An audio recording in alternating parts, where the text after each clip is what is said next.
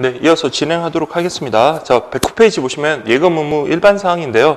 자, 첫 번째 우리가 봐야 될 게 예금 계약의 성질이에요. 자, 그럼 예금 계약의 어떤 법적 성질과 관련해 가지고 우리가 이제 살펴보는데, 그 예금 계약이라는 것은 여기 뭐라고 되어 있나요? 소비 임치 계약이라고 되어 있습니다. 자, 소비 임치 계약이라는 거는 저희가 은행에 돈을 예금을 하면 제가 예금한 돈의 소유권은 넘어가는 거거든요. 그래서 돈의 소유권이 넘어간다는 말은 그 은행에서 내가 맡긴 돈을 그대로 보관했다가 다시 돌려주는 게 아니라 그것을 자기가 뭐 직원 월급으로 쓰든 아니면 다른 대출을 해주든 자기가 임의대로 그렇게 소비할 수가 있다는 겁니다. 그래서 그리고 난 다음에 돌려줄 때는 내가 줬던 그 돈 그대로 돌려주는 게 아니라 그 가치만큼 동종동량의 그런 가치, 그 물질을 그대로, 그러니까 자금을 그대로 돌려주면 된다라는 그런 의미에서 소비 임치 계약이라고 그렇게 보시면 됩니다. 그래서 자, 은행이 수취인이죠. 수취인이 소유권을 취득하고 그것을 자기가 임의대로 그냥 소비한 후 동종, 동질, 동량으로 반환하면 된다라는 거 그렇게 확인하시면 되겠습니다. 그래서 과거 시험에 나왔는데 소비 대차 계약은 아니다라는 거, 소비 임치 계약이다라는 거 그것까지 한번 확인해 주시고요. 그 다음에 그러나 당좌 예금 같은 경우는 위임 계약 플러스 소비 임치 계약의 혼합이다라고 되어 있는데, 물론 이제 당좌 예금 같은 경우도 저희가 돈을 맡겨오고 그 돈을 은행에서 어떻게 운영하든 상관이 없으니까 소비 임치 계약은 맞아요. 근데 거기에는 그 수표라든지 채권이라든지 그런 발행을 위해서 적절한 목적으로 사용할 수 있도록 어떤 위임, 그러니까 전문가의 어떤 도움을 우리가 요한다는 점에서 위임 계약의 성질도 가지고 있습니다. 그래서 당좌 예금 같은 경우는 위임 계약 플러스 소비 임치 계약의 혼합이다라는 거 그렇게 좀 보시고요. 그다음에 이제 요물 계약성이라고 되어 있는데 요거는 이제 좀 빠졌더라고요. 근데 그래도 과거에 가장 대표적인 요물 계약의 대표적인 게 우리 예금 계약으로 봤거든요. 그 요물 계약이라는 거는 자, 어떤 계약 관계가 계약이 성립하기 위해서는 당사자의 의사의 합치만으로 성립하는 게 아니라 어떤 그 외에 어떤 인도 여기 보면 금전이라든지 그런 것들을 급부를 함으로써 계약이 성립한다는 점에서 요물 계약이라고 그렇게 보고 있습니다. 일반적으로 우리가 계약과 관련해서 성립 시기를 언제로 보냐면 당사자의 의사가 합치하는 시기로 봅니다. 뭐 돈을 주거나 물건을 건네거나 계약이 성립하는 게 아니라 그 이전 단계인 당사자의 의사의 합치만으로 계약은 성립한다라고 그렇게 보는데, 예금 계약 같은 경우는 합의뿐만 아니라 그러니까 우리가 금전을 지급할 때 예금 계약이 성립한다라고 그렇게 보고 있습니다. 비록 공고난 교재에는 빠져 있지만 예금 거래 기본 약관에서는 여전히 요물 계약성을 인정을 하고 있거든요. 그래서 요물 계약성을 띈다라는 거고 맞는 말로 그렇게 확인하시면 되겠습니다. 그래서 합의 플러스 인도를 해야지 계약이 성립된다. 그래서 예금 계약은 낙선 계약이 아니다라는 거. 이에 비해서 보험 계약 같은 경우는 어떻습니까? 보험 계약 같은 경우는 보험 모집이니 보험 좀 들어주세요 그래요. 그럼 제가 확인한 다음에 보험을 들었습니다. 그러면 당사자의 의사의 합치가 됐으니까 내가 그럼 보험 들겠다라고 할 때 보험 계약이 성립하나요? 그건 아니고요. 자, 이때 보험 모집인은 보험사를 대표하는 사람이 아니에요. 그래서 보험 모집인의 어떤 보험을 들어주세요라는 것은 하나의 청약의 유인에 불과하고, 제가 보험을 들겠습니다라고 하는 게 바로 청약이고, 그걸 심사한 다음에 보험회사에서 보험 승인되었다, 보험 가입 인정한다, 그때 뭐가 되는 거예요?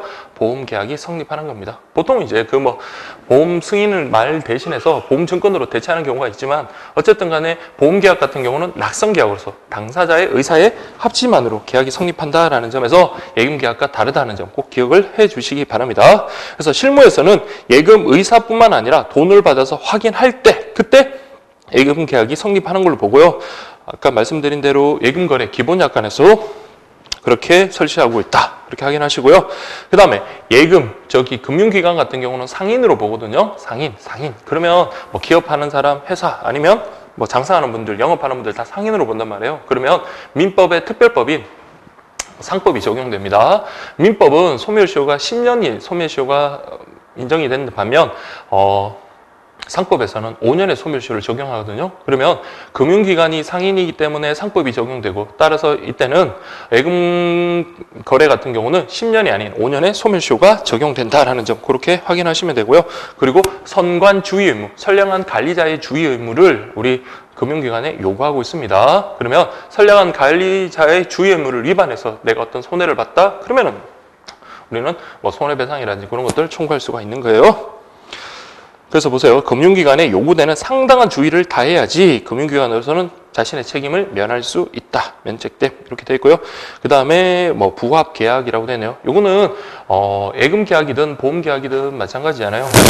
상당히 많은 다수의 어떤 그 거래 상대방과 계약을 할 때 일일이 상품 하나하나 이렇게 설명을 해줄 수가 없으니까 미리 정량화된 어떤 약간의 기인해 가지고 우리 예금 계약을 그렇게 체결하는 경우가 많습니다. 그래서 이걸 우리가 부합 계약이라고 합니다. 근데 부합 계약이 있다 보면 부합 계약 같은 경우는 미리 정량화된 부동문자로 된 그런 계약서에 의한 계약을 하다 보니까 우리가 꼼꼼히 안 읽어보는 경우가 되게 많잖아요. 그러다 보면 불축의 손해를 입는 경우가 많기 때문에 이때 약관 규제에 관한 법률에 따라서 우리 거래 상대방을 보호해주고 있습니다. 자, 그렇게 보시고 그 다음 각종 예금 계약의 법적 구조라고 되어 있는데 보통예금, 저축예금이라고 되어 있습니다. 그래서 우리가 아는 일반적인 그 체크카드 들고 다니면서 돈을 뺐다 넣었다 하는 그 예금을 그렇게 생각하시고요. 그래서 반환 기간은 따로 정해지지 않았고 자유로운 입출금으로서 자유이 중요하죠. 질권 설정이 금지되어 있다. 자, 질권 설정이라는 것 한마디로 말하면 통장을 담보로 여러분들 뭐 돈을 빌리는 거 그런 것들 안 된다 그렇게 하시면 됩니다. 질권의 가장 대표적인 게 전당포라고 있습니다. 요즘은 그렇게 많지는 않지만 돈이 필요한데 현금이 없을 때 뭐 결혼할 때 가져왔던 혼수품 뭐 반지라든지 아니면 집안에 있는 고가의 뭐 카메라라든지 그런 것들을 맡겨놓고 내가 돈을 빌리는 거예요. 그래서 돈을 빌린 돈과 그 이자를 그 기일 내에 변제를 하면 그 내가 질물로서 설정했던 그 고가의 어떤 뭐 카메라든지 그런 것들 전당포에 맡긴 물건을 다시 찾아올 수 있는 거거든요. 그럼 마찬가지로 예금 통장을 담보로 해가지고 돈을 차용하거나 그렇게 하지는 못한다 이 말입니다. 그러나 단 승낙할 때 원칙적으로 질권 설정과 양도는 금지되지만 승낙 시 이때는 뭐는 가능하다?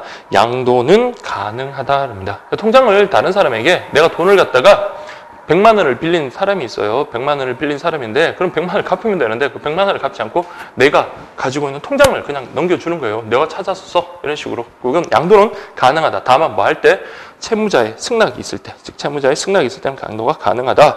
그리고 우리 소멸시효라는 것은 예금채권의 소멸시효는 5년이 소멸시효 기간이라 했는데 소멸시효는 언제 진행한다고요? 예금시, 출금시. 그러니까 마지막 그런 예금 출금 행위한 때부터 5년이 지나갑니다. 제가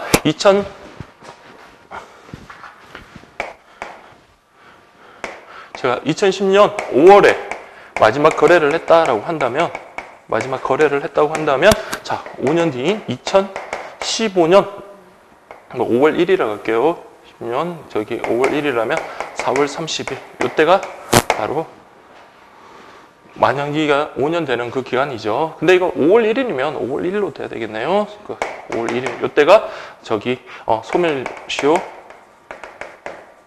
완성 기간입니다. 자, 그런데 자, 제가 만약에 2014년도 뭐 7월 1일 날 그동안 거래를 안 하다가 2014년 7월 1일 날 다시 거래를 하면 그동안 진행됐던 소멸시효는 중단이 돼버려요. 중단이 되고 이때부터 다시 5년의 기간을 기산을 하는 겁니다. 그래서 소멸시효라는 것은 그런 식으로 여러분들 이해를 해주면 되고 소멸시효 기간이 끝나버리면 아무리 내가 정당한 채권을 가져서 권리 행사를 할 수 있다 하더라도 상대방은 소멸시효가 완성됐다는 것을 항변해가지고 그런 권리의 주장을 배척할 수가 있는 거고요.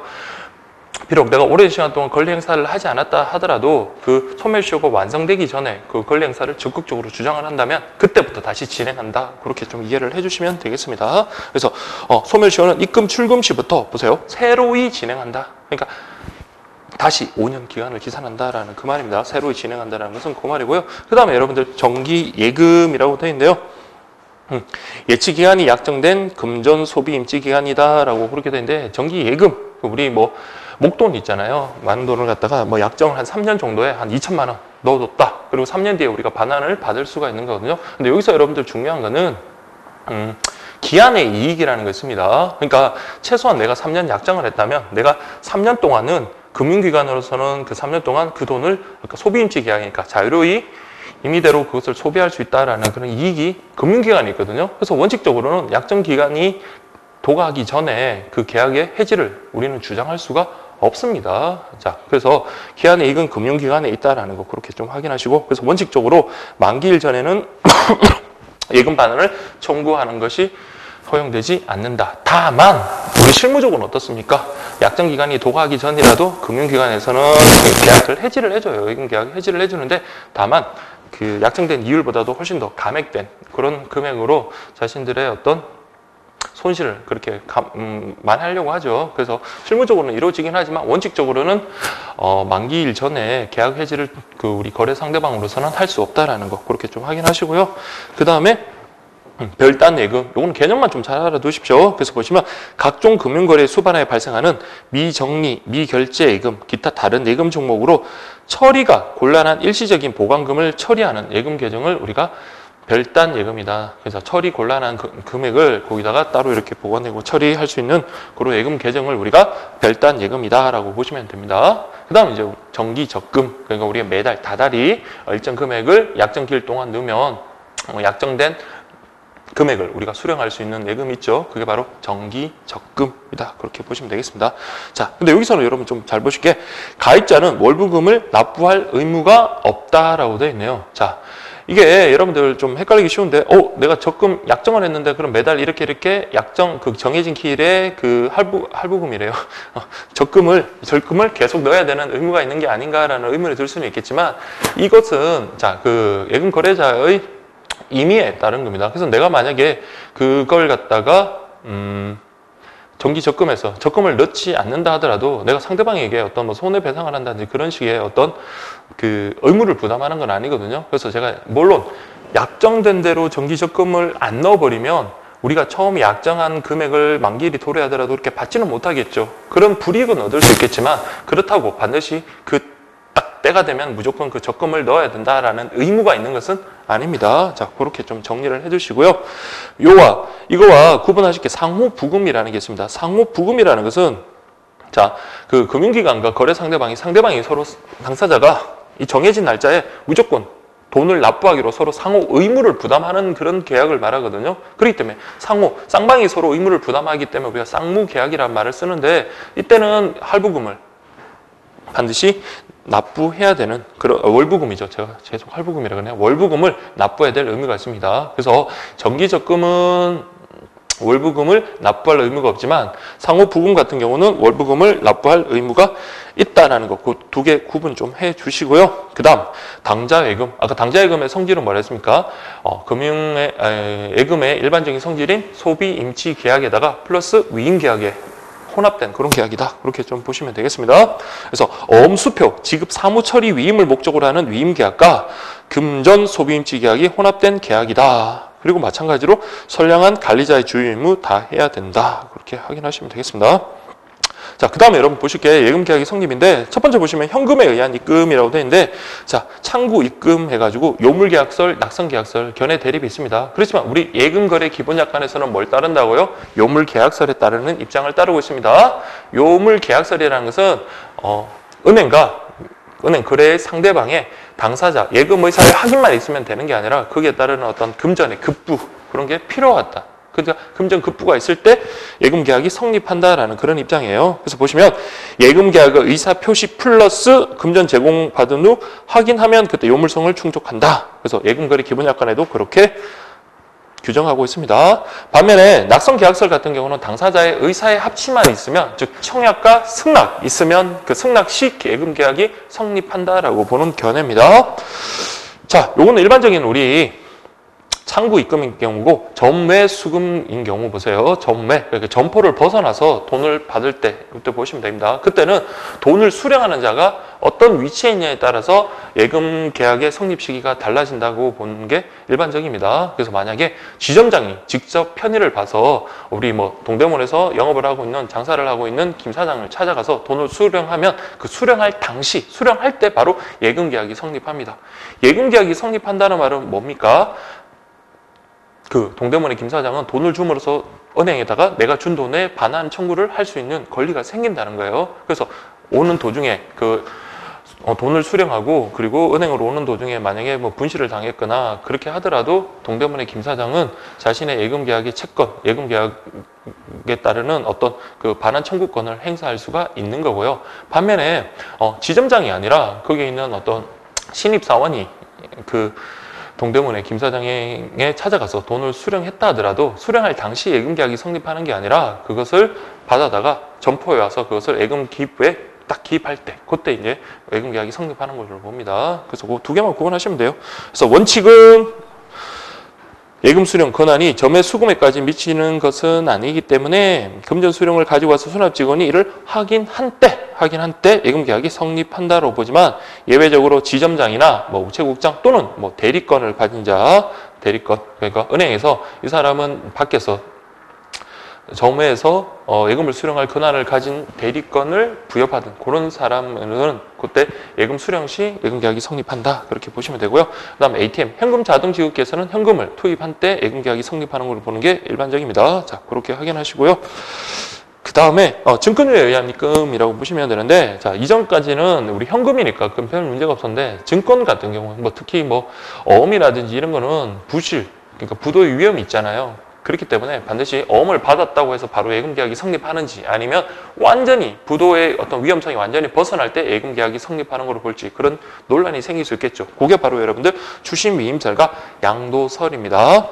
자, 추심 위임설이라는 거는 자 제가 증권을 갖다가 타행 발행 증권이겠죠. 타증권 이걸 받았을 때 이게 받자마자 예금 계약이 성립하는 게 아니에요. 그러면은 이게 중간에 부도가 나버리면 그 은행으로서는 큰 손실을 보는 거잖아요. 그렇기 때문에 시간을 기다리는 거예요. 기다렸다가 이제 부도 시한이 지나버리고 더 이상 이제 어떤 리스크가 없다고 생각될 당시 그런 조건을 충족할 때 예금 계약이 성립하는 걸로 봅니다. 그래서 추심 위임설은 우리 일반 민법에서 말하는 일반적인 어떤 정지 조건설의 입장이라고 보시면 됩니다. 정지 조건설이라는 건 뭐냐면 어떤 조건이 충족하면 그때 이제 우리 효력을 발생하는 것을 우리가 정지 조건설이라고 하거든요. 그래서 추심 위임설이라는 것은 타 정권에 정권을 받았다고 예금 계약이 성립하는 것이 아니라 그런 일정한 조건이 있죠. 부도 시한이 지나고 더 이상의 리스크가 없다고 판단되는 그 시점에 예금 계약이 성립한다라고 그렇게 보는 거고요. 반면에 양도설 같은 경우는 민법에서의 해제 조건설하고 비슷한 입장입니다. 그래서 일단 받자마자 타정권을 갖다가 받자마자 바로 예금 계약은 성립합니다. 그런데 아무 일 없이 지나가면 그냥 예금이 아까 우리 받을 때부터 성립한 때부터 그냥 진행하면 되는 거고 혹시라도 예금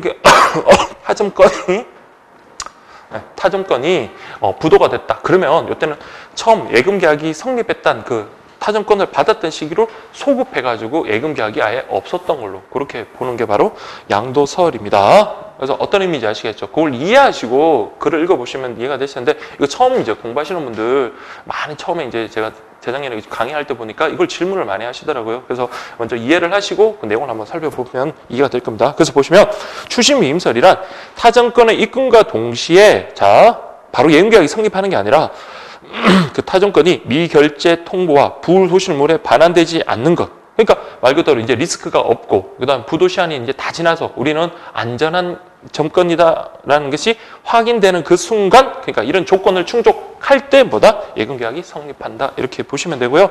양도설 같은 경우는 먼저 타정권의 입금과 동시에 예금 계약이 성립하고요. 그러나 만약 이게 부도 반환되면 그때는 소급 처음부터 예금 계약이 성립하지 않은 걸로 그렇게 보는 게 양도설입니다. 그러면 우리 예금거래 기본약관에서는 어떤 입장을 취하는지 그게 중요하겠죠. 우리 예금거래 기본약관에서는 추심 위임설의 입장이 취합니다. 뭐라고 규정되어 있냐면 증권으로 입금했을 때 은행이 그 증권을 교환해 돌려 부도 반환 시한이 지나고 했으니까 그러면 이제 리스크가 없는 거죠. 그렇죠? 그러니까 이런 정지 조건을 충족할 때 그리고 결제를 확인했을 때 예금 계약이 성립한다라고 이렇게 규정돼서 추심 위임설의 입장이다. 이렇게 보시면 되겠습니다. 자, 반면에 4번 보세요.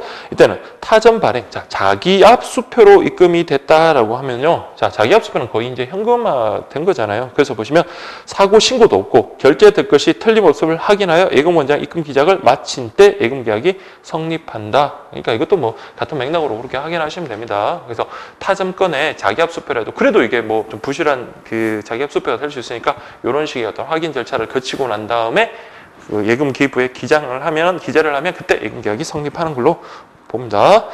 자, 그다음에 자점권. 자점권이라는 것은 그 본행, 당해, 은행, 금융기관에서 발행한 증권이잖아요. 그래서 보시면 1번 발행인이 당자 예금 창고에서 액면권 상당을 인출한 다음 예금자의 예금 계좌에 입금 처리하면 예금 계약이 성립한다. 우리 당좌 예금 거래라고 해가지고 내가 만약에 1억짜리 어음을 발행한다 그러면 그 1억짜리 어음을 그냥 은행에서 발행해 주는 게 아니겠죠. 그럼 1억 원 상당의 금액을 은행에 예치하잖아요. 그죠?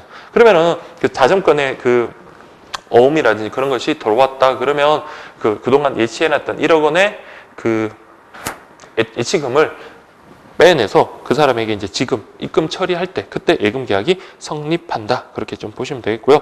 그러나 잔고 확인 없이 입금을 기장하고 잔고를 나중에 처리할 경우에는 발행인의 잔고에서 보세요. 현실로 인출되어 예입자의 계좌에 입금되지 않으면 예금 계약이 성립되지 않는다라고 되네요. 그러니까 잔고에 무조건 그 돈이 남아 있어야 되고 그걸 갖다 이렇게 입금해 줄 때 예금 계약이 성립하는 걸 말합니다. 그래서 잔고에 돈이 만약에 모자랐거나 그렇게 되면 예금 계약은 성립하지 않는다는 그런 의미겠죠.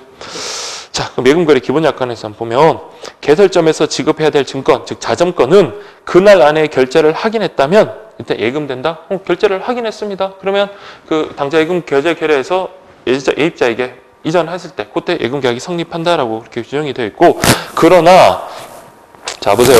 자기압 수표, 그러니까 자점 본인 그 당해 은행에서 발행한 거면 이거는 뭐 바로 확인이 가능하잖아요. 그래서 입금 즉시 예금 계약이 성립한다 이렇게 확인하시면 되겠습니다. 자, 그리고 계좌로 송금했을 때 송금 신청을 하고 입금 의뢰를 하고 입금 처리 이런 과정을 거치는데, 현금 같은 경우는 예금 원장에 입금 기장을 마친 때 성립하고, 증권 같은 경우는 아까 우리 봤던 증권 유예한 거 있잖아요. 그거 똑같이 됩니다. 그래서 그 계좌 송금과 관련해서 예금 계약은 그냥 여러분들 그렇게 확인하시면 돼요. 저기 예금 그 원장에다가 입금 기재를 이렇게 한 때 예금 계약이 성립한다. 그렇게 좀 보시면 되겠습니다. 자, 그 다음에 여러분 112페이지 보시면 예금거래 약관이라고 되어 있는데, 약관 일반과 관련해 가지고 자, 구속력의 근거라고 되어 있는데, 자, 우리가 뭐 핸드폰을 핸드폰을 구매를 한다든지 통신사와 어떤 통신 계약을 체결한다든지 아니면 예금 계약 또는 뭐 보험 계약을 체결할 때, 그러면 소위 말하는 기업 측에서 아니면 금융기관이 제시하는 게 있을 겁니다. 그래서 여기 사인해 주세요라고 하는 거거든요. 그 사인이라는 게 뭡니까? 내가 이 약관의 내용을 확인하고 이 약관의 내용에 따르겠다라는 내가 의사를 표현한 거잖아요. 그렇죠? 그러면 약관이 왜 그럼 계약의 내용이 되는가? 말 그대로 저희가 사인을 했기 때문에, 즉 묵시적이든 명시적이든 어쨌든 그 약관의 내용대로 합의를 했기 때문에라고 그렇게 보고 있습니다. 그래서 구속력의 근거는 당사자의 명시적 또는 묵시적 합의다. 그래서 약관 같은 경우는 일일이 사람들한테 설명해주고 계약서를 작성해야 되는 그런 비용들이 있죠. 시간이나 비용에 절약할 수 있다라는 그런 장점은 있지만, 아무래도 작성한 사람이 유리하게 작성할 가능성이 많고 또 거래 상대방으로서는 채 미처 인지하지 못해서 불축의 손해를 보는 경우가 있을 수 있잖아요. 그래서 고객에게 불리한 계약이 될 가능성이 높다. 그래서 우리가 약관 규제법에 의해 가지고 보호를 해주고 있습니다. 자, 첫 번째, 약관의 계약 편입 요건, 당사자의 합의, 그렇죠? 합의가 있어야 되고요. 그 다음에 내용을 명시해줘야 됩니다. 그래서 정말 중요한 내용을 그 기업 측에서, 금융기관 쪽에서 명시를 해줘야 돼요. 중요한 내용. 물론 세세한 내용도 다 설명을 해줄 수는 없겠지만, 그래서 중요한 내용을 명시를 해주고요. 그렇다고 상대방을 완벽하게 이해시키도록 그렇게 설명을 해줄 필요는 없습니다. 그래서 충분히 인지할 수 있을 정도로 명시를 해주면 충분합니다. 다음 3번. 중요한 내용 같은 경우는 반드시 설명을 해줘야 됩니다. 근데 여러분 이 단서를 잘 보세요. 중요한 내용은 반드시 설명을 해줘야 되지만, 그러나 대량 신속 처리해야 되는, 즉 설명이 곤란한 경우는 예외로 할 수 있습니다. 아무리 중요한 내용이라 하더라도 이게 대량 신속적으로 빨리 처리해야 되는 그런 부분에 대해서 일일이 다 설명을 해줄 수가 없다. 물론 그런 건 나중에 사후적으로 판단이 돼야 되겠지만, 어쨌든 그런 경우는 설명 생략이 가능하다라는 거 보시고요. 그 다음에 고객의 요구가 있으면 사본을 교부해야 된다. 그러면 요구가 있어야면 사본을 교부해야 됩니다. 그러니까 고객이 저기 사본 약간 저 복사 좀 해주세요라고 했는데 그렇게 거절할 수는 없다라는 겁니다. 그러면 요거로 또 우리 문구 그대로 또 본다면, 고객의 요구가 없다면 굳이 사본을 교부해줘야 될 의무는 없다라는 겁니다. 아시겠죠? 그래서 여러분들이 통장 만들 때, 저도 좀 오래돼서 기억이 안 나지만 통장 만들 때 여러분들 사인하고 했을 때 그 거래 약관을 우리가 받았나요? 안 받았던 것 같거든요. 근데 핸드폰이나 통신사 계약 체결할 때는 뭐 복사본을 우리가 받았던 그런 기억이 있는 것 같은데, 만약에 여러분들이 예금 거래할 때 약관을 달라고 하면 그쪽에서는 거절하지 못하고 우리가 충분히 그런 것을 달라고는 할 수 있다는 거 그렇게 확인해 주시면 되겠고요. 그 다음에 계약 내용의 공정성이라고 했는데요. 자, 여기 한번 좀 체크를 할게요. 고객에 대해서 부당하게 분리. 자, 그러니까 고객에게 불리한 내용이란 아니면 예상하기 어려운, 그 다음에 목적 달성이 불가능할 정도로 본질적인 권리, 그러니까 정말 핵심되는 권리를 제한하는 그런 조항 등은 불공정한 조항이다가 아니에요. 그냥 그렇게 그런 조항이 있으면 아무래도 이거는 불공정한 조항으로 추정됩니다. 그러니까 제가 체크를 안 했는데 불공정한 조항으로 불공정 조항이 있다. 불공정 조항이 된다가 아니에요. 불공정 조항으로 추정될 뿐이에요. 추정이란 말은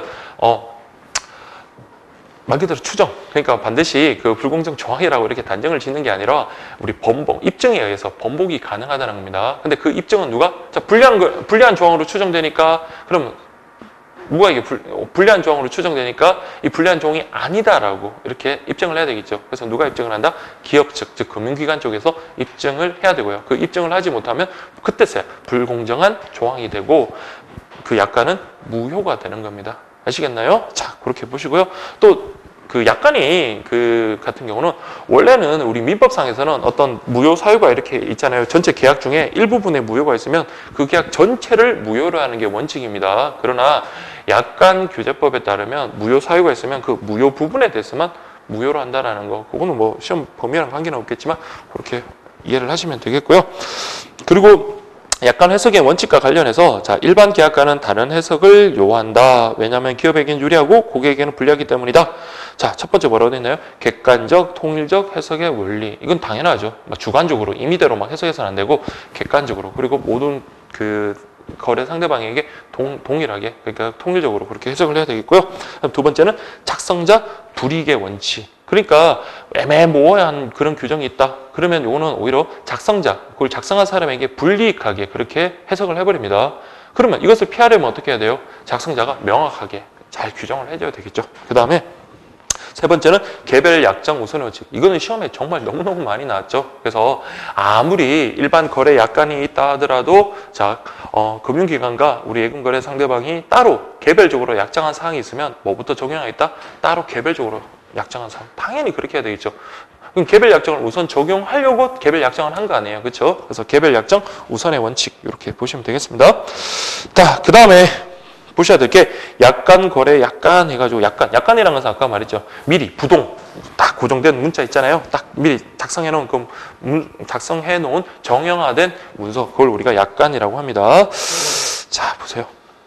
첫 번째 보시면 모든 금융기관의 통일적인 약관 체계라고 되어 있네요. 그렇죠? 은행마다 너무 약관이 달라버리면 혼란스럽잖아요. 그래서 금융기관마다 어느 정도 통일된 그런 약관 체계를 가지고 있습니다. 그래서 표준 약관을 제정했습니다. 근데 표준 약관을 제정했더라도 모든 은행이 그 약관 그대로 받아들이면 은행마다의 어떤 차별화 그런 게 없잖아요. 그래서 그 채택을 하고 시행을 할 것인지에 대해서는 은행이 각자 자유롭게 선택할 수 있다라는 것까지 그렇게 확인해 주시고요. 단 독립적인 상품 개발로 상품의 특유한 독자적인 약관도 보여 있다. 즉 표준 약관은 이제 은행에 다 보유가 되어 있고요. 그렇죠. 통일적인 거. 그리고 근데 채택과 시행은 자유롭게 할 수는 있지만 그리고 은행마다 각자 개발한 상품들이 있을 거 아니에요. 금융 상품들. 거기에 대해서는 다 각자 따로 독자적인 어떤 약관을 보유하고 있다라는 거 그렇게 좀 확인하시면 되겠습니다. 그 다음에 단계별 약관 체계에서 예금거래 기본 약관 그리고 각 예금 종류별로 이원화했다는 점에서 단계별 약관 체계를 구성하고 약관의 이원적 체계라고 해서 자 보세요. 약관은 크게 세 가지로 구분됩니다. 자 상품, 자 보통 예금 고요. 그러면 우리 그거 하나 볼까요? 판매 조건부 채권이라는 게 있습니다. 판매 조건부 채권 계약이라는 게 있는데요. 아니면 양도성 예금증서 계약이라든지 양도성 예금증서 거래라든지 그런 것들은 자 어디에 그 상품은 상품이죠. 그럼 그 상품 고유의 어떤 독자적인 약관이 있을 겁니다. 그래서 제일 먼저 적용해야 되는 게 약관이 이렇게 크게 세 가지로 나누는데 제일 먼저 적용해야 되는 건 당해 상품의 약관을 먼저 적용을 합니다. 근데 그 약관이 또 약관에 나타나 있지 않고 또 불분명하다면 그것보다는 좀 더 상위에 있는 예금 거래 종류별 약관에 살펴보면 되는 거예요. 그러면 한매조금 채권 같은 경우는 예금에 속하거든요. 예금. 그러면 예금 관련되는 그 약관을 살펴보고 그래도 분명하지 않고 나타나 있지 않다면 그때는 예금거래 기본 약관, 그 순서대로 그렇게 약관을 적용합니다. 자, 그래서 보세요. 예금거래 기본 약관과 당해 예금 상품의 약관이 있다면 첫 번째 당해 예금 상품 약관을 우선 적용하고 그 다음에 예금별 약관을 적용하고 세 번째 마지막으로 이제 보충적으로 뭘 적용하겠다? 예금거래 기본 약관을 적용하는데 그럼 이 예금거래 기본 약관 같은 경우는 우리가 살펴봐야 되겠죠. 그래서 앞에 내용들도 이 예금거래 기본 약관을 바탕으로 써진 것들이 많으니까 특히 예금거래 기본 약관은 저는 물론 이제 시험에도 좀 나오고 했지만 직접적으로 뭐 조문을 그대로 내거나 그러진 않았던 것 같거든요. 그래서 뭐 만약에 시험을 또 준비함에 있어서 이건 꼼꼼히 좀 보셔야 된다 했습니다. 그 뒤쪽에 우편이라든지 금융 관련되는 법령들 있잖아요. 그 막연한 그 법령들을 다 보는 것보다 예금거래 기본 약관이 그래도 우리 교재 중간에 들어가 있는 법령이니까 좀 잘 보셔야 돼요. 자, 첫 번째 보시면 이 약관은 입출금이 자유로운 예금, 거치식 예금, 적립식 예금 거래에 적용된다. 그러면 예금거래 기본 약관 같은 경우는 뒤쪽에 나오겠지만 크게 우리 예금 상품은 네 가지로 구분할 수 있거든요. 그러니까 입출금이 자유로운 예금, 그 다음에 거치식 예금. 그러니까 아까 우리 그 양도성 예금증서는 한매조금 채권 같은 경우 거치식 예금이거든요. 그 종류에 속하는 거니까 여기 그리고 적립식 정기적금이라든지 뭐 그런 것들 여기엔 적용이 된다. 이렇게 보시면 되겠습니다. 그럼 특수목적부 상품에 대해서는 적용이 안 된다. 그렇게 좀 역으로 생각을 하시고요. 예금주는 실명으로, 금융실명법에 따라서 실명으로 거래하고요. 우체국은 예금주 실명 확인을 위해서 주민등록증, 사업자 등록증 등 실명 확인 증표 또는 그 밖에 필요한 서류의 제시나 제출을 요구할 수 있고 예금주는 이에 따라야 한다. 그래서 우리 보면 신분증 좀 주세요 그러잖아요. 그렇죠? 그래서 여기 예금거래 기본 약관에 의한 겁니다. 그다음 거래 장소는 원칙적으로 어디? 자, 예금주는 예금 계좌를 개설한 우체국에서 모든 예금 거래를 해라. 이게 원칙이지만 우린 통장 만들 때 빼고는 그 우체국에 가는 경우가 그렇게 많지는 않습니다. 그래서 다만 미래창조과학부 장관이 창조과학부가 정하는 바에 따라 뭐 다른 우체국이나 다른 금융기관 현금 지급기, 현금 자동 인출기, 컴퓨터 전화기 등으로 할 수도 있다. 뭐 그렇게 되어 있고요. 거래 방법은 자 보세요. 우체국에서 내준 통장 또는 수표 등으로 거래해야 된다. 그러나 입금 자동 이체할 때는 우리 통장 없어도 되죠. 그때는 통장 없이도 할 수 있다. 뭐 여기까지는 우리 아는 상식선이니까 가볍게 좀 봐두시고요. 그 다음에 1번 보시면 1번은 1항, 그 5조 1항을 보시면 그냥 그 비밀번호 이거 등록하라는 거고요. 2항 보세요. 1항에 불과하고 거치식이나 적립식 예금은 비밀번호 신고하지 않을 수 있다. 그러니까 우리가 입출금이 자유로운 예금은 비밀번호를 갖다가 설정을 한 다음에 뭐 입금할 때나 출금할 때 우리 IT 일금만 출금할 때 주로 출금할 때겠죠. 그래서 비밀번호를 설정을 해야지 우리가 출금을 이렇게 자유롭게 할 수 있는데 예치식이나 거치식 같은 예치식, 거치식이나 적립식 같은 경우 있죠. 이런 경우는 예치식이나 뭐 거치식 같은 말이니까요. 예치식, 거치식이나 적립식 같은 경우는 비밀번호를 붙이지 않을 수 있죠. 왜? 그 만기가 그냥 도래한 다음에 신분을 확인한다고 그때 이후에 돈을 수령하면 되니까요. 이게 오히려 더 안전할 수도 있는 겁니다. 그래서 그렇게 좀 확인하시고 3항 보시면 예금주는 인감과 서명을 함께 신고하거나 인감 또는 서명을 추가로 신고할 수 있다. 더 확실히 보장하기 위한 겁니다. 그래서 단지 내가 서명, 사인만 이렇게 해도 되고요. 아니면 인감만 찍어도 되고 아니면 인감, 서명 둘 다를 요구하게끔 해도 되고 아니면 또 다른 인감이나 서명까지 요구하는 추가로 할 수 있다는 겁니다. 자, 내용 확인하시고요.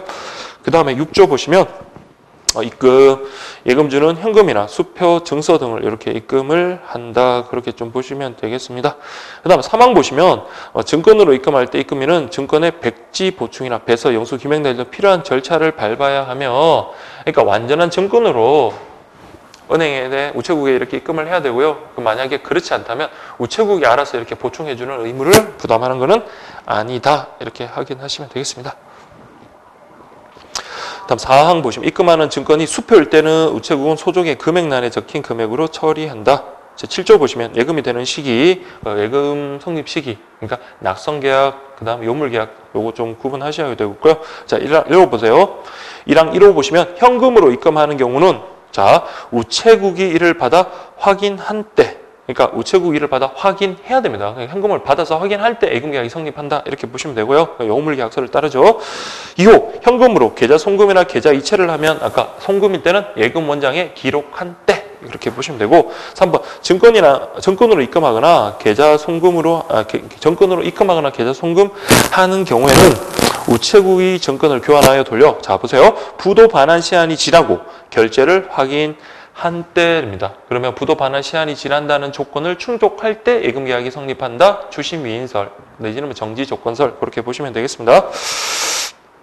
다만 우체국에서 즉시 지급해야 할 증권의 경우에는 결제를 확인한 때다. 그렇게 보고요. 다음 2항 보시면 1항 3호에도 불구하고 증권이 자 보세요. 자기압수표고 지급 제시 기간 안에 사고 신고가 없다면 그때는 뭡니까? 그때 결제가 틀림없을 것임을 우체국이 확인한 경우에는 그냥 예금 원장의 입금이 기록된 때. 그래서 일반적인 어음이나 이런 건 달리 자기압수표 같은 경우는 거의 현금화 되다시피 했으니까 빨리 확인하고 그리고 바로 입금 그 원장에 딱 기록이 되면 그때 바로 예금계약이 성립하는 걸로 그렇게 보고 있습니다.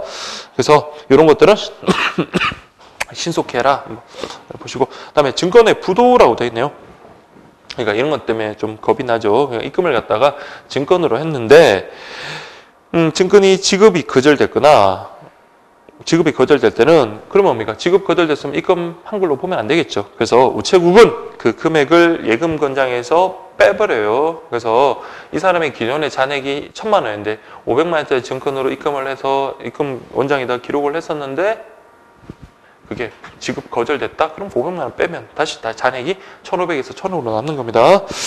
그리고 그 사실을 알려주고요. 자, 그 다음에 그 2항 보시면 2항은 제가 막 기본 강의 때 되게 많이 설명을 드렸던 건데 시험은 한 번도 나온 적 없어요. 한번 보세요. 우체국은 지급 거절된 증권은 그 권리 보전 절차를 받지 않고 그러니까 우체국은 아까 앞에서 봤던 처럼 백지 보충 의무도 지지 않고요. 그다음에 지급 거절된 증권에 대한 권리 보전 절차 이런 거 귀찮은 거 안 합니다. 그거 하지 않아야 하고 입금한 우체국에서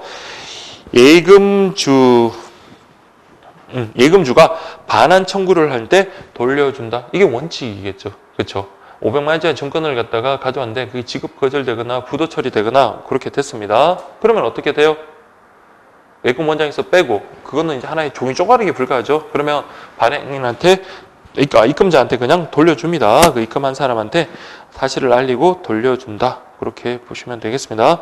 다만 근데 보세요. 그게 돌려주는 게 원칙인데 증권 발행인이 와가지고 그거 지급 거절돼서 그럼 내가 그 500만 원 지급할게 라고 한다면 그럼 뭡니까? 500만 원 예금 원장에서 기재 뺐던 거 다시 넣어야 되겠죠. 500만 원 넣고요. 그 다음에 이제 그 종권 있죠. 그 증권 같은 경우는 이게 계속 유통될 수 있으니까 그건 이제 누구에게 돌려준다? 예금주가 아닌 발행인에게 돌려준다. 그래서 문제가 어렵게 나온다면 예금주, 발행인 이런 것들 잘 구분해서 확인하시면 되겠습니다. 자, 그렇게 보시고요. 그 다음에 이자는 10원 단위. 그러니까 이율을 바꿀 때는 1개월 동안 뭐 창구나 홈페이지 등에 이렇게 게시를 해주고요. 3항 보세요. 입출금 및 자유로운 예금은 바꾼 날로부터 바꾼 이율을 적용하지만 거치식 적립식 예금은 원칙은 뭐라고요? 아무리 중간에 이율이 바뀌더라도 처음 계약할 당시에 이율을 적용하는 게 원칙이고 만약에 처음 약정한 그 상품이 변동금리가 적용되는 그런 상품이라면 이율이 변동된 그때부터 또 뭡니까? 이율을 적용해야 되겠죠.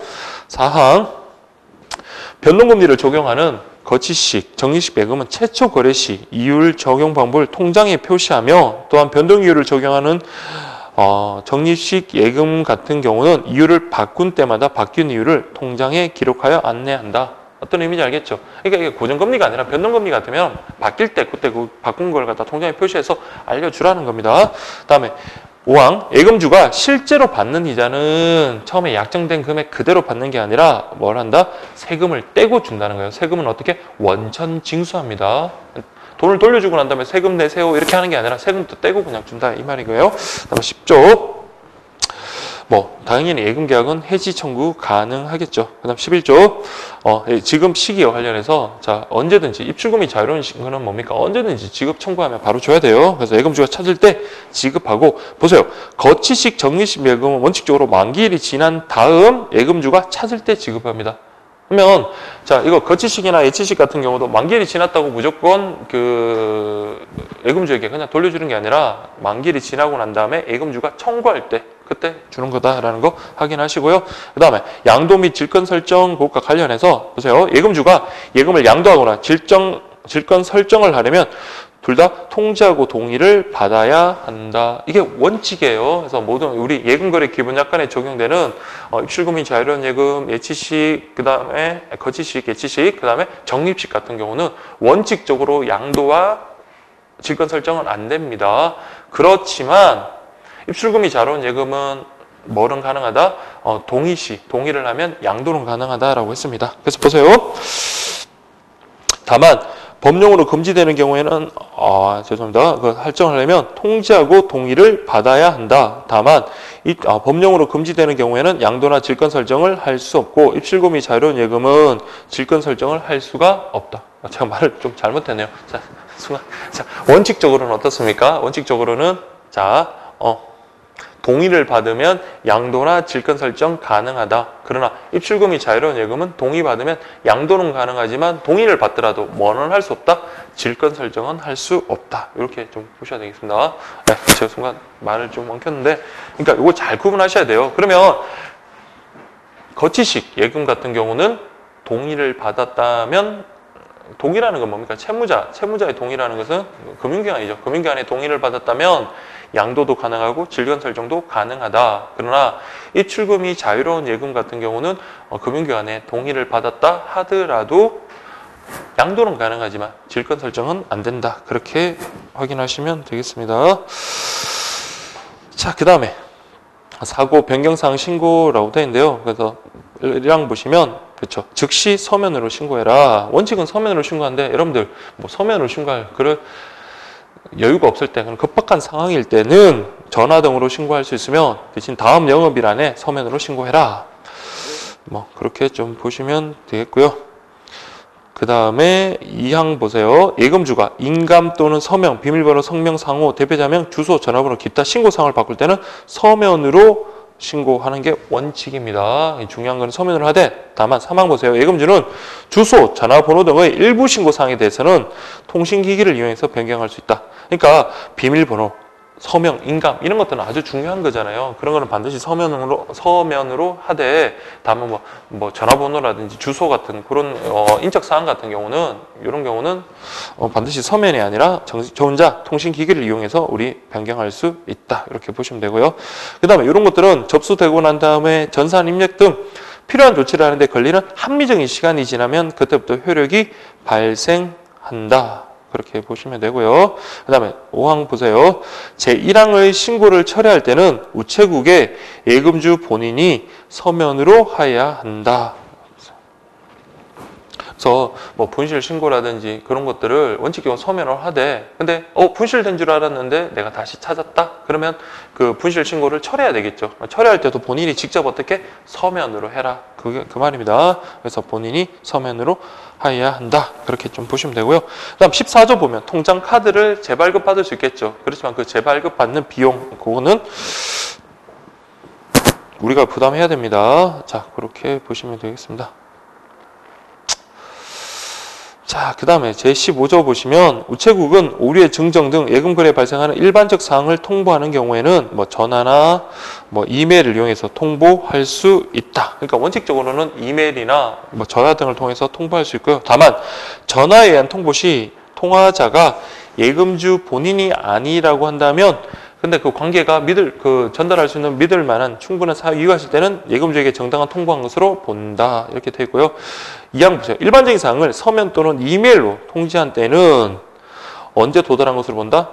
그러니까 전화 같은 경우는 우리가 말을 하는 순간 바로 도달을 하니까 별 문제가 없는데 이메일도 우리가 보냈다 하더라도 상대방이 열어보지 않으면 그게 그 의사 전달이 된 게 아닌 거잖아요. 그다음에 뭐 서면은 더더욱 그렇고요. 도착해서 그 사람이 개봉을 해야지 할 수 있는 거니까 그래서 보통 우송기간이 지났을 때 도달한 것으로 본다. 이렇게 확인하시면 되겠고요.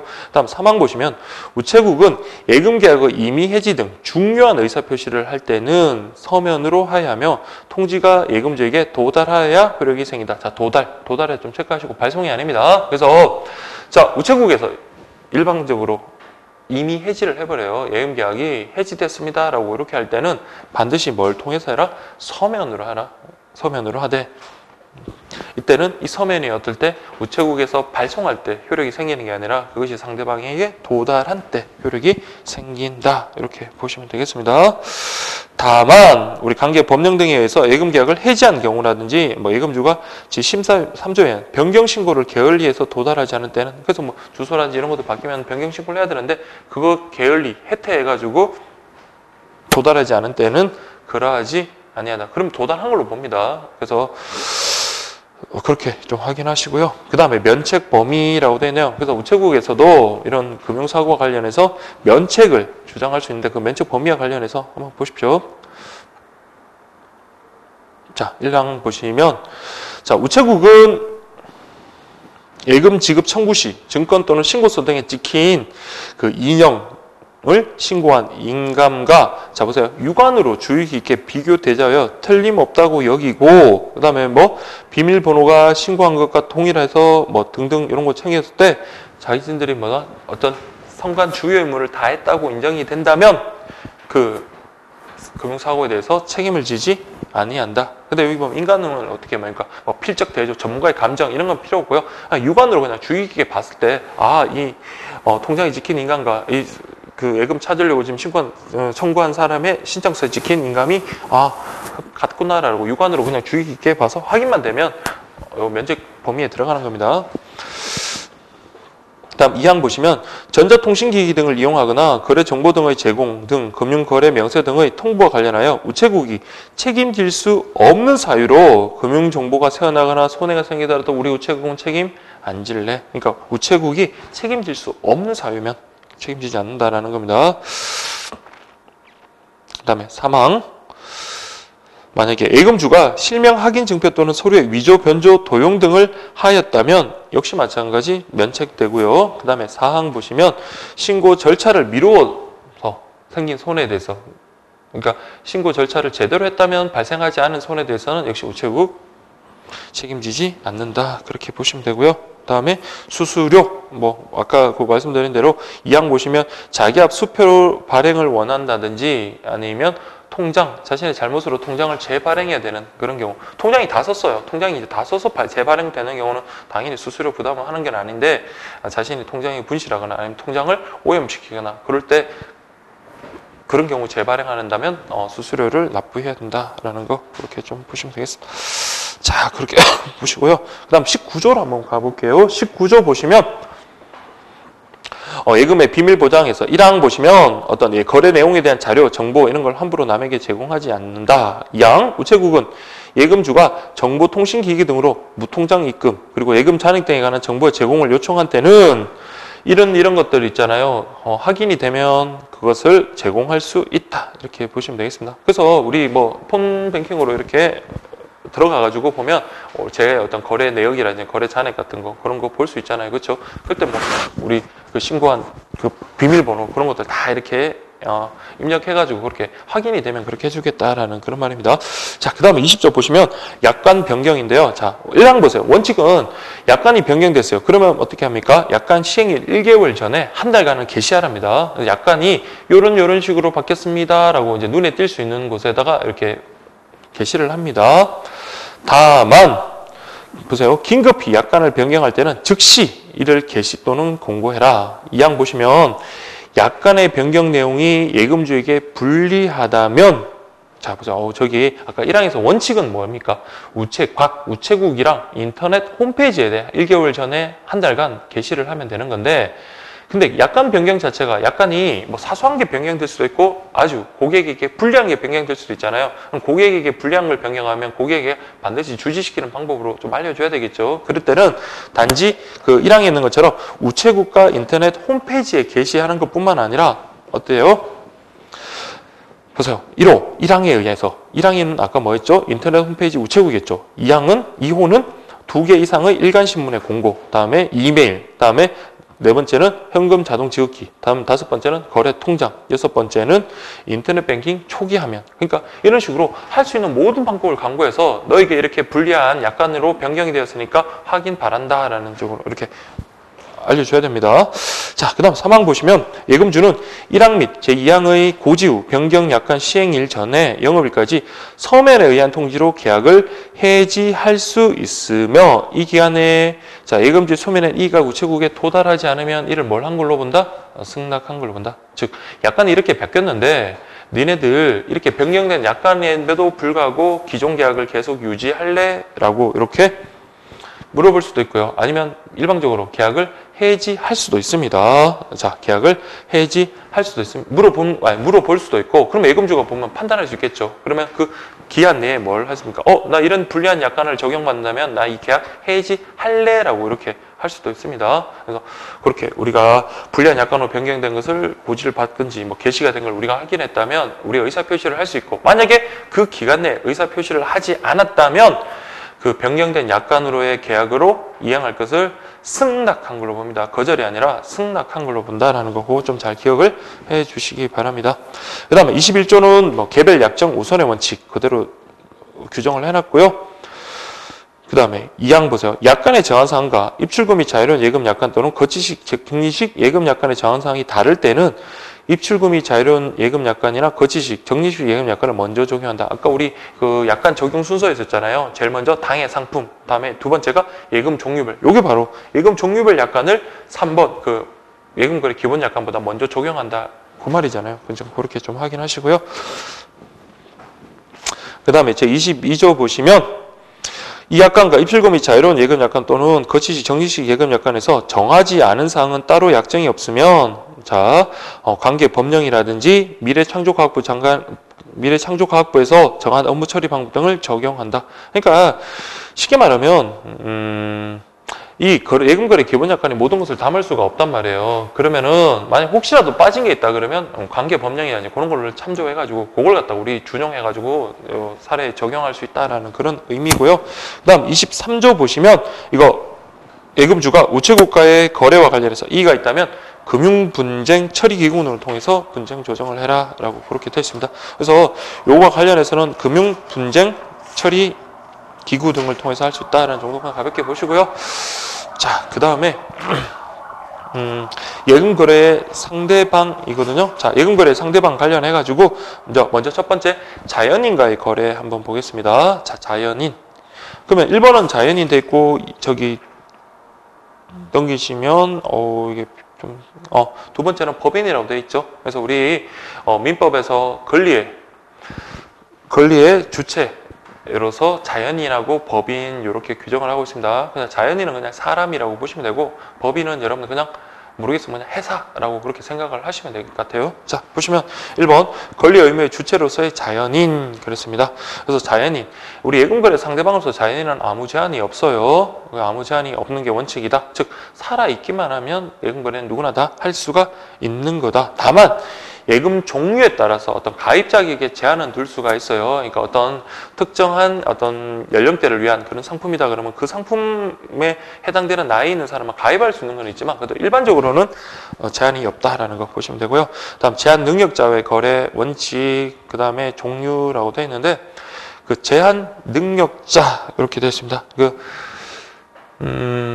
우리 일반적으로 일반 성인에 대해서는 어떤 법률 행위를 단독으로 유효하게 할 수 있는 능력이 있거든요. 그걸 우리가 행위 능력이라고 합니다. 그런데 미성년자라든지 미성년 후견이라든지 피한정 후견이라든지 피성년 후견인 같은 경우는 거래 능력에 제한을 두고 있습니다. 아무래도 그분들은 아무래도 독자적인 어떤 판단을 할 수 있는 능력이 좀 부족할 가능성이 높기 때문에 그런 그 제한 능력자들을 보호해 주기 위해서 이런 식으로 어떤 제한 능력자 제도를 운영하고 있거든요. 대표적인 게 여러분 미성년자입니다. 만 19세 미만이면 미성년자인데 미성년자는 법률 행위를 단독으로 유효하게 할 수가 없어요. 그러면 반드시 법률 행위를 할 때는 어떻게 해라? 법정 대리인의 동의를 얻거나 아니면 법정 대리인이 대리해서 그렇게 법률 행위를 할 수가 있고요. 미성년자가 단독으로 동의를 얻지 않고 단독으로 어떤 법률 행위를 했다면 미성년자 본인이나 법정 대리인이 그 법률 행위를 그 계약을 취소할 수 있습니다. 자, 여러분 법률 행위라는 거는 그냥 계약이라고 보시면 돼요. 그러면 그 계약에는 뭐도 포함이 되는 거다? 예금 계약도 포함이 된다. 이렇게 보시면 되겠습니다. 자, 그게 이제 미성년자고요. 그래서 1번 보세요. 제한 능력자 원칙 한번 보세요. 단독으로 법률행위를 할 수 없고 법정 대리인의 동의나 대리인에 의해서 해야 된다. 뭐 법정 대리인뿐만 아니라 그 피성년 후견인이나 피한정 후견인 같은 경우는 후견인이 동의나 대리할 수 있습니다. 자, 이번 종류 미성년자, 피한정 후견인, 피성년 후견인 이렇게 세 가지로 나뉘고 미성년자는 원칙적으로 행위 능력이 없고 법정 대리인의 동의를 얻거나 대리를 통해서 법률행위가 가능하며 만약에 법정 대리인의 동의가 없었다? 그럼 미성년자 본인이나 법정 대리인이 취소할 수 있다. 이렇게 보시면 됩니다. 무효가 아니라 취소고요. 그 다음에 피성년 후견인하고 피한정 후견인이 있는데 그 구분하시면 그냥 여러분들 이런 거 그냥 구분하십시오. 그냥 정신적인 능력이 아주 심하게 부족한 사람이 있고요. 그냥 지속적으로 결혈하는 표현을 씁니다. 그 다음에 부족한 사람이 있다. 그럼 지속적으로 정신 능력이 부족하다 그러면 우리가 피성년 후견인으로 가고 정신적 능력이 다소 부족한 사람은 피한정 후견인입니다. 근데 피한정 후견인은 반드시 정신적인 능력으로 그렇게 구분하는 건 아니고요. 이 사람이 함부로 낭비백이 너무 심하다 보니까 일단 거래를 함에 있어가지고 함부로 혼자 못하게 할 그런 필요성이 있을 때도 피한정 후견인 신청할 수가 있거든요. 그래서 한번 보겠습니다. 자, 피성년 후견인 보면 질병, 장애, 노령 등의 사유로 정신적 제약으로 사무 처리를 능력이 밑줄 쳤죠. 지속적으로 결여되어서 가정법원에서 성년 후견 개시의 심판을 받은 자. 그러니까 이게 아무리 정신적인 능력이 부족하다 하더라도 피성년 후견인이 되는 게 아니라 반드시 가정법원에서 피성년 후견인이라고 땅땅땅 심판을 받은 자야만 피성년 후견인으로서의 자격이 주어지는 겁니다. 그래서 피성년 후견인 생각해보세요. 원칙적으로는 행위 능력 없습니다. 그러니까 이분들은 정신 능력이 아주 많이 모자라기 부족하기 때문에 지속적 결여 이런 표현을 계속 써야겠네요. 지속적으로 결여되기 때문에 원칙적으로 행위 능력 없다. 다만 자, 잘 보세요. 이때는 법정 대리인이라고 되어 있는데 물론 후견인도 넓은 의미에서 법정 대리인 될 수 있죠. 그래서 후견인, 법정 대리인이 이때는 뭐만 할 수 있다? 대리만 할 수 있어요. 동의도 안 됩니다. 이런 분들 동의를 해줘봤자 동의해준 대로 어떤 그 계약의 내용을 이행하지 않을 거잖아요. 그래서 이때는 반드시 대리에 의해서만 할 수 있다. 그래서 원칙은 단독을 할 수 없고 후견인 같은 사람이 대리할 수 있고 그러나 예외적으로 있잖아요. 그러니까 무조건 이 사람들의 어떤 거래 행위를 절단하는 것은 이 사람의 어떤 온전한 인격체로서의 어떤 존엄성에도 반하는 게 되잖아요. 그러면 어떤 일상생활에서 음료수를 사 먹는다든지 가벼운 일상 용품 같은 거 구입할 때 있잖아요. 일상용품 정도 그 정도는 단독으로 유효하게 할 수도 있고요. 아니고 처음부터 가정법원에서 요런 범위에 대해서는 너 혼자 할 수 있어 라고 이렇게 정해줄 수도 있잖아요. 그 범위에 대해서는 단독으로 할 수 있다. 이렇게 보시면 되겠습니다. 좋습니다. 자, 3번 이제 보시면 피한정 후견인인데 피한정 후견인은 여러분들 피성년 후견인하고 원칙하고 예외가 반대라고 생각하십시오. 그러니까 피한정 후견인은 원칙적으로는 완전 행위 능력자하고 동일한 효력이 있습니다. 그래서 단독으로 유효하게 법률 행위를 할 수가 있고요. 이때 예외적으로 이제 그때는 가정법원에서 정할 수가 있어요. 요런 행위 아니면 요런 금액 이상 이런 식으로 딱 정할 수 있죠. 요런 계약 법률 행위에 대해서는 너 단독으로 하지 말고 후견인의 동의를 얻어라고 그렇게 할 수 있습니다. 자, 그렇게 보시면 되겠습니다. 근데 만약 이렇게 정한 범위 동의나 대리를 통해서만 해야 되는데 그것을 단독으로 했다면 나중에 우리 아까 말한 대로 제한 능력자 본인이나 아니면 법정 대리인이나 후견인 같은 사람이 그 법률 행위를 취소할 수 있다까지 그렇게 보시면 되겠습니다. 다음 4번 보세요. 제한 능력자와의 거래라고 되는데요. 자, 법정 대리인이나 후견인의 동의나 대리를 얻지 않고 예금 계약을 맺었다면 아까 말한 대로 법정 대리인이 취소할 수 있는데 제한 본인도 할 수 있습니다. 근데 이 계약은 취소하더라도 여러분들 그 금융기관에서 큰 손해는 없는 거예요. 어차피 예금을 받고 그것을 계약을 취소했으면 그걸 돌려주면 되니까 그냥 이때는 그냥 원금만 취소라는 것은 소급해서 계약이 처음이랑 없었던 걸로 되는 거거든요. 그러면 받았던 거 그냥 돌려주면 돼요. 그래서 원금만 반환하면 되지 이자를 추가해서 주고 그러지는 않습니다. 그래서 그 원금을 반환하면 족함 요 의미를 좀 잘 보셔야 돼요. 그래서 이자까지 줘야 된다? 아닙니다. 그래서 약정된 기간까지는 아니래도 약정된 기간에 어떤 비율적으로 이자 준다 그런 거 다 틀린 거예요. 그냥 원금만 돌려주면 된다. 그렇게 좀 보시고요. 다음 2번 보시면 단독으로 유효하게 예금 계약을 체결할 수 있는 경우라고 되어 있는데요. 그 미성년자 같은 경우는 법정 대리인이 범위를 정해서 처분을 허락한 재산이라고 되어 있네요. 그래서 미성년자라고 하더라도 단독으로 유효하게 할 수 있는 법률 행위들이 꽤 있거든요. 뭐 다 아는 뭐 우리 민법 사항이니까 볼 필요 없더라도 용돈 같은 경우. 그래서 부모님이 뭐 한 3만 원 가지고 너 자 이거 용돈 해라고 한다면 그 3만 원으로 뭘 쓰든지 간에 그 법정 대리인이 그 처분을 허락한 게 되잖아요. 그럼 동의가 있는 걸로 봅니다. 그래서 이때는 단독으로 유효하게 범죄 행위를 할 수가 있고요. 그 다음에 피성년 후견인 그랬잖아요. 아까 우리가 봤던 것처럼 과도하지 않은 어떤 일상생활 소의 물품을 구입하는 행위라든지 아니면 가정법원에서 정한 범위 내에서는 단독으로 할 수 있고요. 피한정 후견인은 원칙적으로는 뭡니까? 단독으로 할 수가 있습니다. 다만 예외적으로 가정법원에서 정한 범위 내에서는 단독으로 할 수 없다. 그렇게 되어 있습니다. 자, 근데 당자 예금거래 같은 경우는 수표 지급 사무를 위임하는 계약이므로 제한 능력자의 단독 거래는 허용되지 않는 것이 원칙이다. 그렇게 해야 되겠죠. 그러니까 이게 단순히 예금 계약이 아니라 수표 지급 사무를 처리하는 목적으로 하는 예금 계약이기 때문에 이거는 미성년자가 단독으로 하기엔 부적절하다. 그렇게 보시면 되겠습니다. 그러면 여러분 보세요. 미성년자가 용돈으로 받은 10만 원으로 은행에 예금 계약을 했습니다. 예금 계약은 법률 행위잖아요. 그럼 단독으로 하면 안 되고 너 예금 계약 체결할 때 부모님 동의를 받아와 해야 될까요? 네, 그렇지는 않다는 겁니다.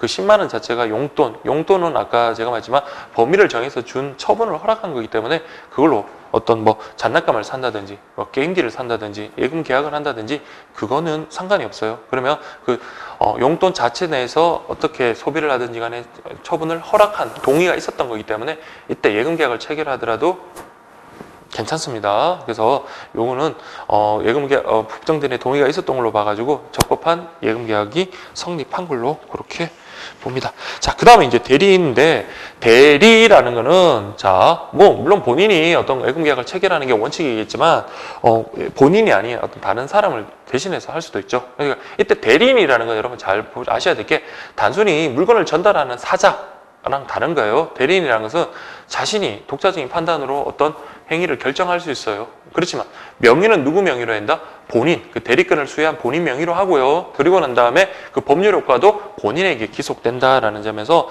단순 내용을 전달하는 사자와는 차이가 있는 겁니다. 그래서 보세요. 본인이 대리인을 선임하는 게 있고요. 다음 법률의 규정에 의해서 대리인이 선임되는 게 있습니다. 그래서 일반적으로 우리가 대리인 수여했다 그러면 임의 대리고요. 다음 법정 대리라는 것은 법에 의해서 정해진 대리입니다.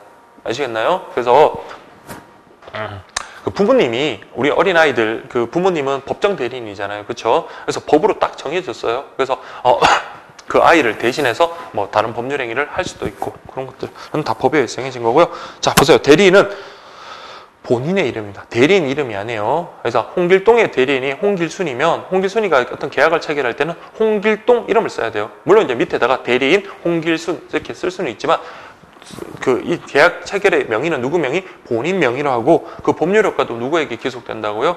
본인에게 기속된다. 그렇게 보시면 되겠습니다. 자, 그 다음에 대리인과의 거래 시 유의사항이라고 되어 있는데, 자, 임의 대리, 다음 법정 대리라고 그렇게 되어 있는데, 할 때 주의해야 되겠죠. 그 사람이 정말 진정한 대리인인지, 대리권을 수여받았는지, 뭐, 위임장이라든지 그런 걸 통해서 확인할 수 있고요. 다음 법정 대리인 같은 경우는 법에 정해진 거니까 이 사람이 진짜 부모가 맞는지, 가족관계 등록부를 통해서 확인할 수가 있습니다. 이건 그냥 가볍게 보시고요. 다음 3번 보세요. 예금 계약의 중도 해지와 예금 담보 대출의 경우라고 그렇게 되어 있네요. 그럼 보세요. 중도 해지 담보 대출 이거는 예금주 본인에게 상당히 치명적인 어떤 불리한 그 행위잖아요. 그렇죠? 그렇기 때문에 대리에 의해서 중도 해지를 하든지 담보 대출을 할 때는 더욱더 은행으로서는 꼼꼼하게 봐야 될 겁니다. 꼼꼼하게 확인해야 될 것 같아요. 그래서 보시면 1번 면책 약관에 따라 통장 등을 제출받고 인감과 비밀번호가 일치한다고 하여 금융기관이 면책되는 것은 아니다. 그러니까 그냥 통장 받고 인감이나 그 비밀번호 확인 이 정도에서 그치는 게 아니라 더욱더 세심한 주의가 필요하다는 거예요. 이런 경우에 그러니까 보다 높은 선관주의 의무가 요구됩니다. 그래서 선량한 주의자 의무를 다한 경우, 그러니까 꼼꼼한 어떤 주의를 다했을 때 그때 이제 면책이 될 수가 있다. 특히 예금 중도 해지라든지 예금 담보 대출 같은 경우는 면책 규정, 준점유자 변제 규정이 적용이 없거나 제한된다. 그래서 이임장 이외에도 예금주 본인의 의사를 반드시 확인해라. 그래서 그 일반적인 경우에도 꼼꼼하게 선관주의 의무를 상인이기 때문에 선관주의 의무를 부담하지만 특히나 그 중도회지나 예금담보대출 같은 경우에 단순히 그냥 통장 확인하고 이렇게 하는 걸로는 부족하고 반드시 뭡니까? 본인에게 의사 확인까지 해라라는 플러스 알파가 더 붙는다는 거예요. 그래서 이런 것까지 다 하지 않아서 금융사고가 났다? 그러면 금융기관이 일정 부분 책임을 져야 되는 겁니다. 아시겠죠? 그래서 면책되지 않는다. 그렇게 봐주시면 되겠습니다. 그래서 이 부분은 하나하나 이렇게 보시는 것도 중요하지만 그 금융기관이 면책되는 경우랑 면책되지 않는 경우 있잖아요. 그 제가 여기 그 문제집에 그렇게 쭉 정리를 해놨고, 그 다음 이 교재에 보면 124페이지 보시면 그 면책되는 경우는 해가지고 우리 교재에 나오는 그 면책되는 경우와 면책되는 경우가 문제되는 경우 다 정리하는 거거든요. 요걸 통해서 여러분들이 확인하시면 되겠습니다. 자, 그 다음에 4번 보시면 외국인과의 거래. 원칙적으로 특별한 합의가 없으면 행위지의 법률을 따른다. 그래서 속지주의, 원칙적으로 외국인 하더라도 국내법, 대한민국 그 법을 따르고요. 그 다음에 대한민국의 예금거래 기본약관을 그대로 적용하면 되는 겁니다. 그래서 내국인과 차이가 없다. 다만 거주자와 비거주자는 차이를 두어서 구분한다. 그러니까 외국인 중에서도 우리나라에 거주하는 사람이 있고 그냥 우리나라에 일시적으로 온 그런 사람들이 있잖아요. 그래서 구분을 한다. 보세요. 외국인이면서 거주하는 자는 그러면 거의 그냥 동등하다고 보시면 돼요. 내국인과 동등하다고 보시면 돼요. 그래서 워낙 예금 거래에 있어서 거의 자유롭다라고 그렇게 보시고요. 그러나 비거주자라 하더라도 외국화, 달러라든지 그런 거는 뭡니까? 자유롭게 할 수 있게 해야 되겠죠. 그래서 비거주자라도 외국한 은행과 예금 거래하는 것은 그냥 무방하다. 그렇게 좀 보시면 되겠습니다. 자, 그렇게 좀 보고요. 자, 그리고 좀 쉬었다가 그렇게 하도록 하겠습니다.